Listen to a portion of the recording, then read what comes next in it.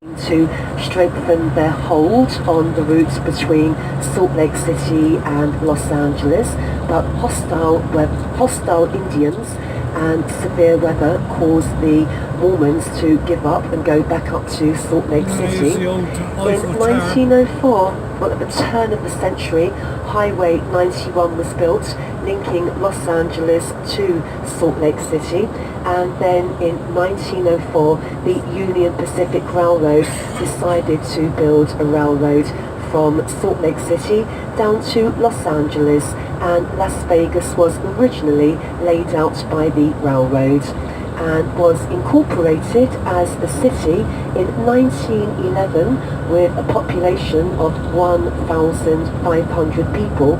Las Vegas is the only major city to have been founded in the 20th century. In 1931, they legalized gambling.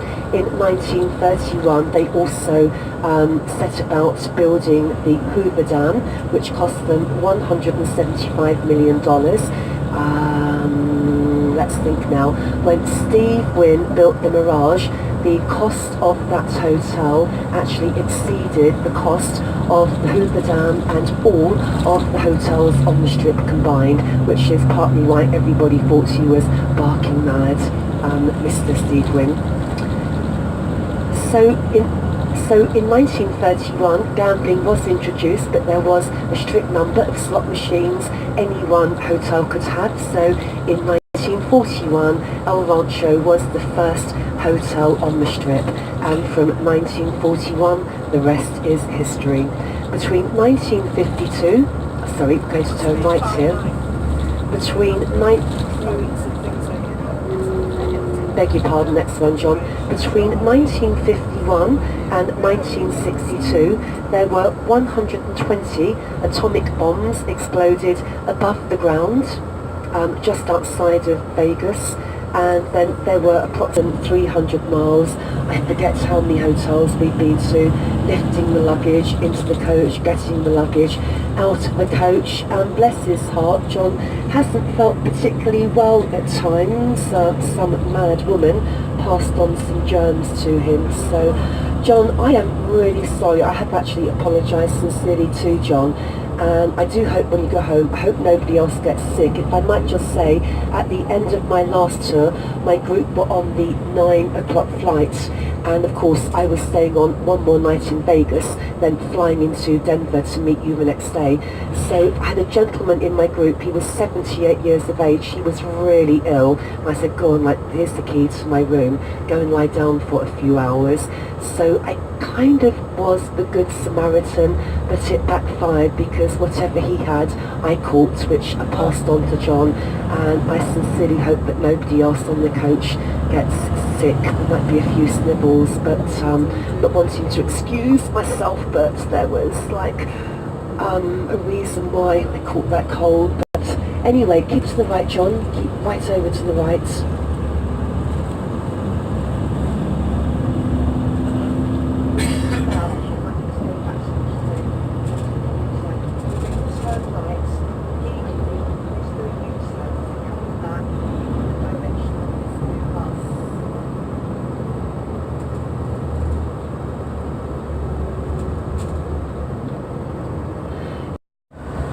Yes, so Celine Dion, I'll tell you how popular she is. She is paid $100 million for a 3-year contract. Her salary, $33 million a year. That's nothing really if you compare it to Floyd Mayweather, $200 million. For 2015, Floyd Mayweather's $200 million puts him number one on the list of the best paid celebrities, and then Manny Pacquiao came in second with $160 million. $290 million with 4,474 rooms. It was the largest hotel in the world when it first opened. It's modelled on King Arthur's court and Camelot, and they have an Arabian Nights jousting show, a medieval style show every single evening. And that was a really popular hotel when it first opened. They were making about $10 million a month, every month for the first year or so. So we're turning left at the crossroads of the world. Some 250,000 cars travel through these crossroads every single day, and about 50,000 pedestrians walk the sky bridges every day. After we've been to Caesars, we could actually drop off at the New York, and if you would like me to walk you back to the hotel via the MGM, I'd be more than happy to do so. Then you've seen the inside of $6 billion. Not bad for a cab driver's son. Here's Treasure Island off to the right hand side. There used to be a Spanish galleon that sunk a British frigate every night. But of course, when we helped out in all of the Gulf Wars, we were deemed to be very good friends.